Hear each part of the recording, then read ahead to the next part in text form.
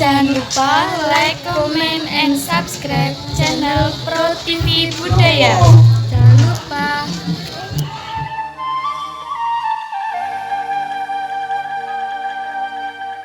Ingsun miwiti seni kula niki ingsun nyata lagi nyanyi rasa ungkapan ana ing ati kula mangerti dumateng saya pamriksa estu kula paring ukara nyatake saking kadang muda ugi migateno saniki nyata saking desa kula niki nyuwun rembaka anggon rembaka ngantos samya amung pamuji maring ngersane Gusti mugi saged nglampahi pentas seni wonten ing dalu niki.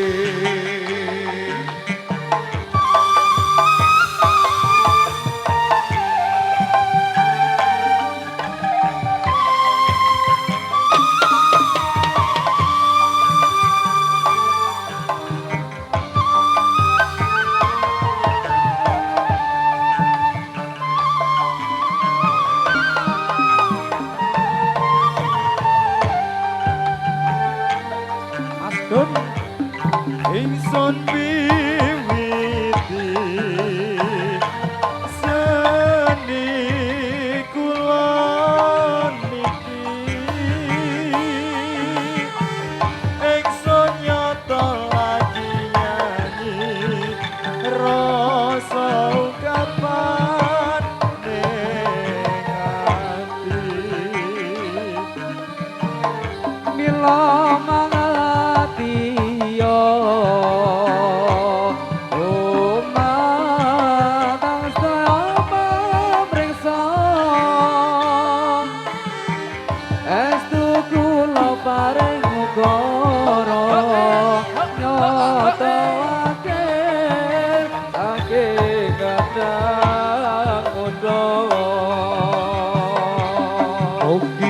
kateno saniki nyata saking desa para kadang nyuwun ngrembaka mugi ngrembaka ngantos laminya amung pamuji maring rasane Gusti mugi saged nglampahi pentas seni wonten dalu niki.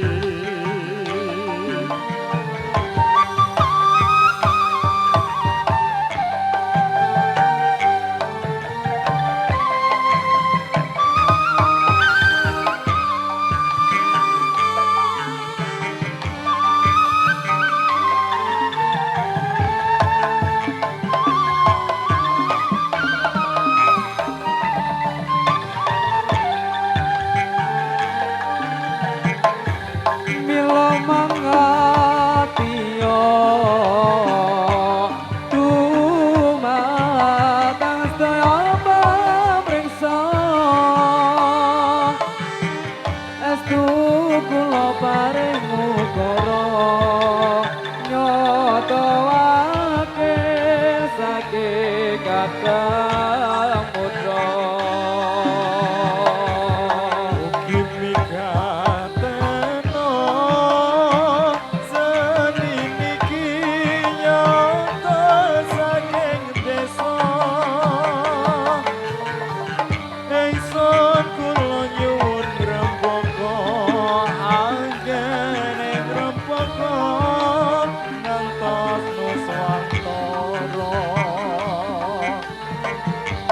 among pamuji maring ngersane Gusti mugi saged nglampahi pentas seni wonten ing dalu niki.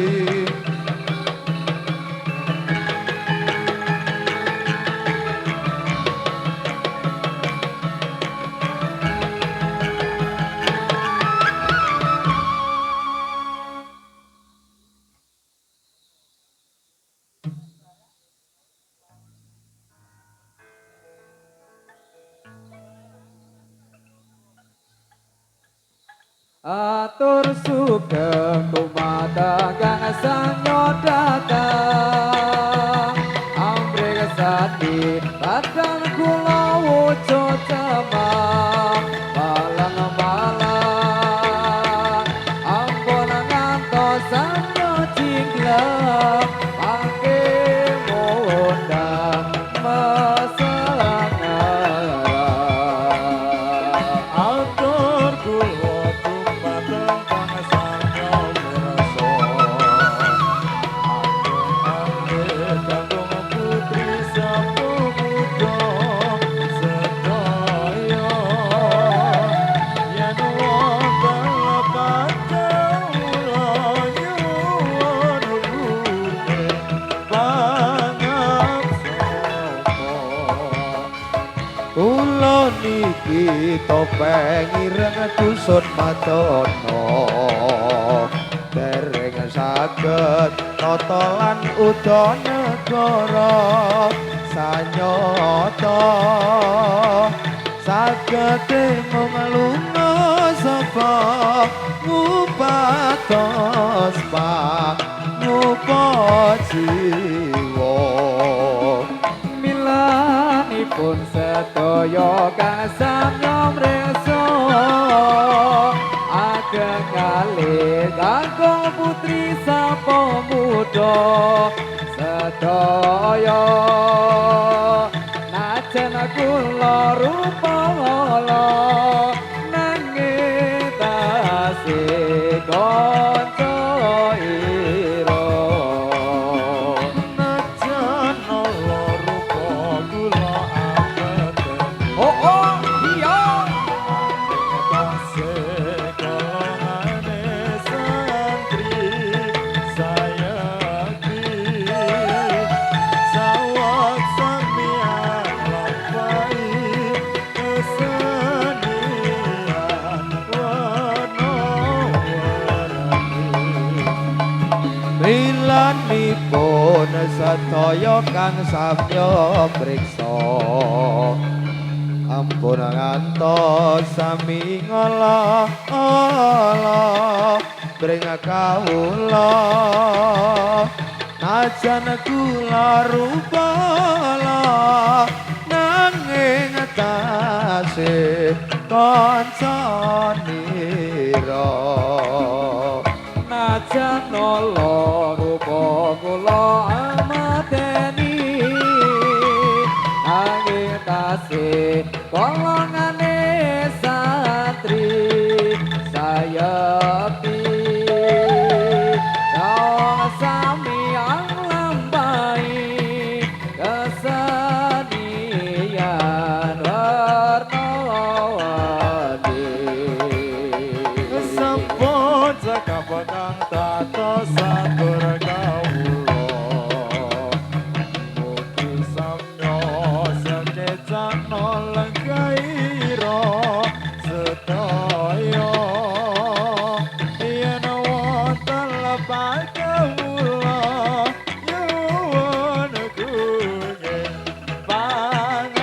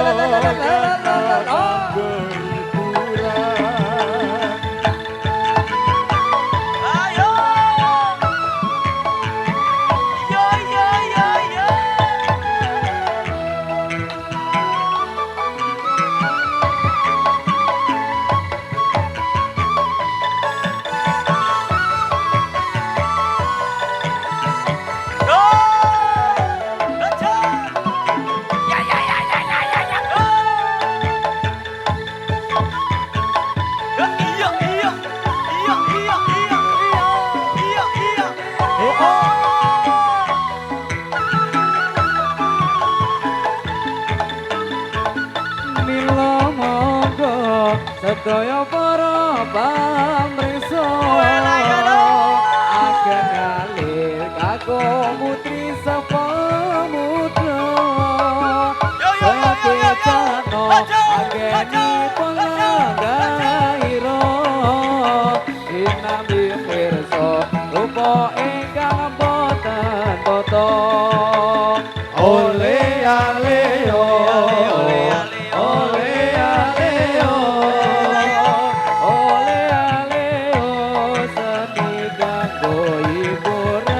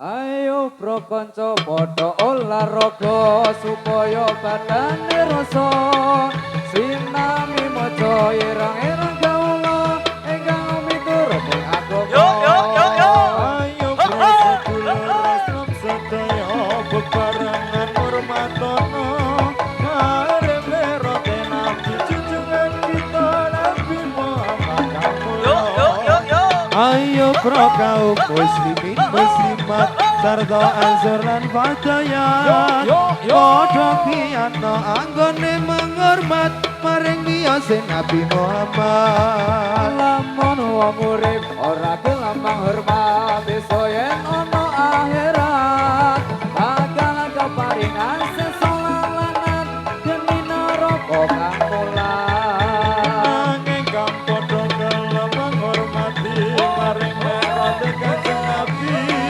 besok yen kita tumpah oleh mati diganjar swarga pangeti lafal inazina linallahil islam iku dawuhnya pangeran agama mungguhe Gusti Allah Islam iku den lakoni tenan Mila sedulur Islam mriki ada pono kewajiban ayat kasabat dalam Al-Quran larang dawuh pangeran bila sedulur bangsa merasa bukti enggang ganti tenang agama Islam enggal luwih utama iku dadi kewajibannya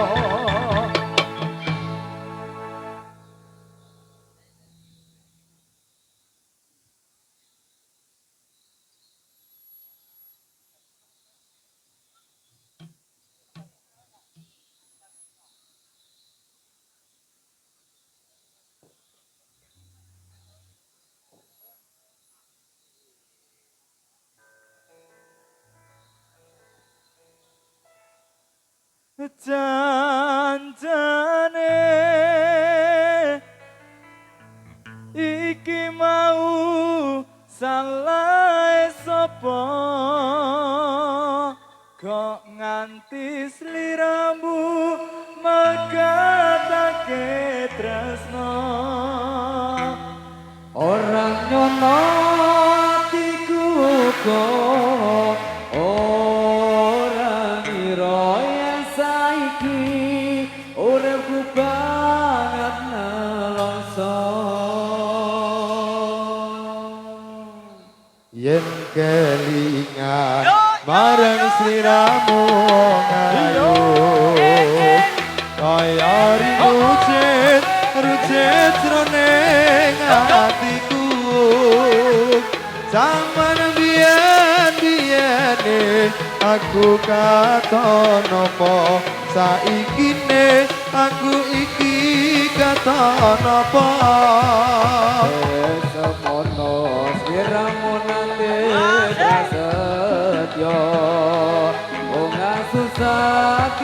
dilakoni ganti lilo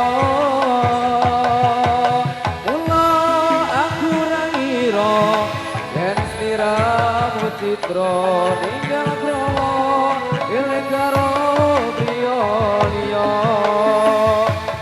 Janjane iki mau salah sapa kok nganti sliramu mekatake tresno ora nyono atiku kok ora ngira yen saiki uripku banget nelongso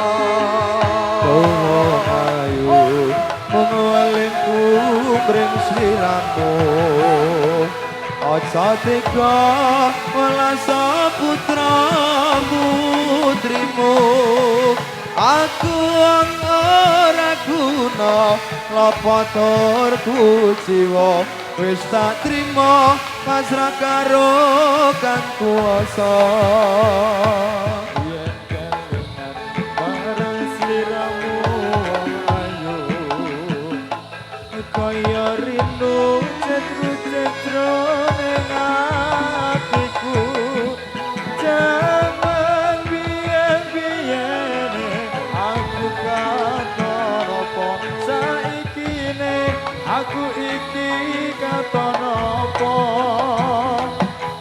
semono sliramu nate prasetyo wong susah dilakoni ganti lilo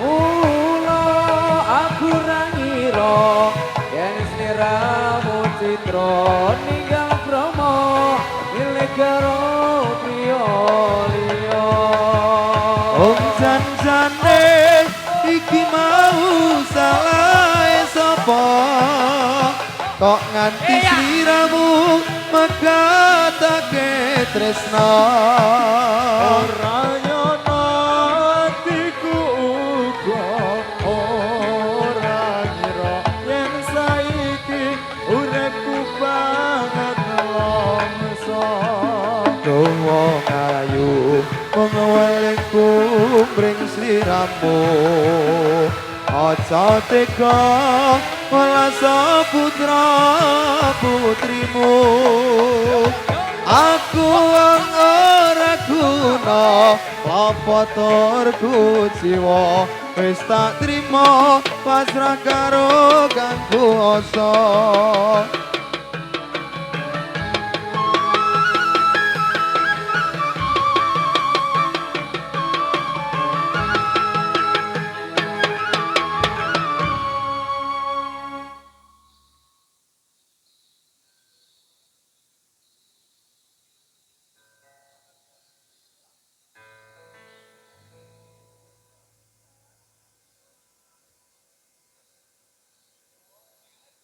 Atur para kanca atur pambagya dumateng para rawuh sedaya manggon nuwun saged rawaya saged kepateng daru punika mugi Allah ingkang Maha Kuwasa karasa paring widodo atur para putri atur pambagya dumateng bapak ibu sedaya bondo bahu pikil tanaka santo bantu kelawan jiwa raga mugi Allah ingkang Maha Kuwasa kersa paring nugraha kita sesuwun dumateng pangeran saged ana tapi kewajiban dene dawuhe Gusti Pangeran ingkang kasebatan dalam Al-Qur'an Nabi Muhammad kang dados utusan kautus dening pangeran sesuwun dumateng pangeran saged ana tapi kewajiban dene dawuhe Gusti Pangeran sampun kasebatan dalam Al-Qur'an Nabi Muhammad kang dados utusan kautus dening pangeran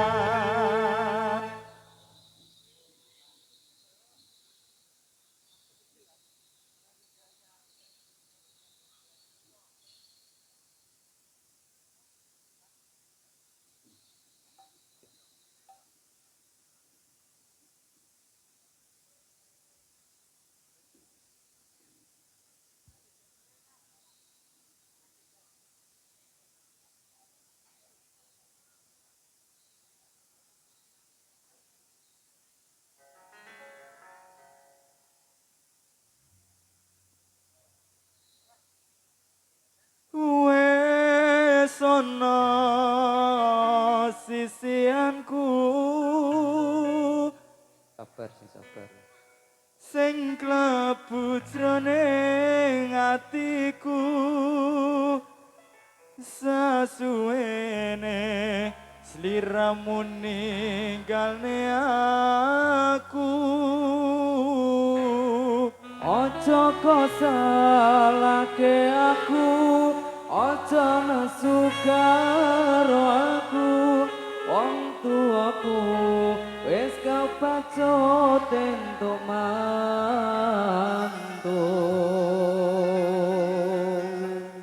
Udan alo tumete sing waya-wengi rasa trenyo rasane atiku iki tenan apa mung ngono iki tak nyono sliramu kok kersa bali ora salah yen sliramu nagih janji mung kamu kok ya ora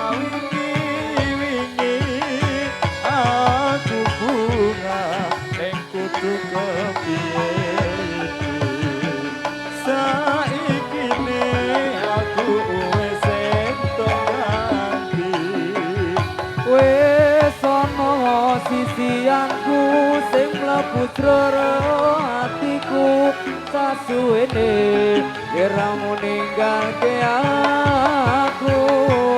Ojo kok salahke aku, ojo nesu karo aku. Wong tuaku wis kepacut entuk mantu. ora salah yen sliramu nake janji mung tekamu kok ya ora wingi-wingi aku bungane kudu kepiye iki saiki ne aku wis entuk ganti.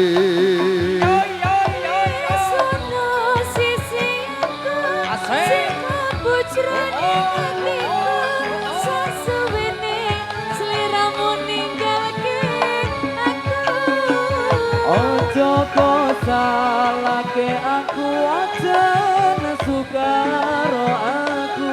Wong tuaku wis kepacut entuk mantu.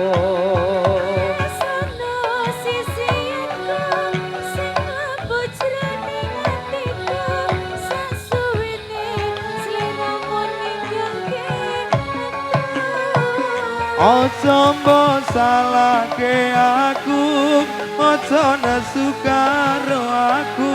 Wong tuaku wis kepacut entuk mantu. Ora salah yen sliramu nagih janji mau tekamu kaya ora wingi-wingi aku bunga kudu kepiye iki saiki ne aku wis entuk ganti. Wis ana sisihanku sing mlebu jroning atiku sasuwene sliramu ninggalne aku. Ojo mbok salahke aku, ojo nesu karo aku. Wong tuaku wis kepacut entuk mantu. Udan alo tumete waya-wengi rasa trenyo rasane atiku iki tenan apa ya mung ngono ratanya sliramu kok krasa bali. Ora salah yen sliramu nake janji mung tekamu kok ya ora wingi-wingi aku bunga ning kutu kepiye iki saiki ne aku wis entuk ganti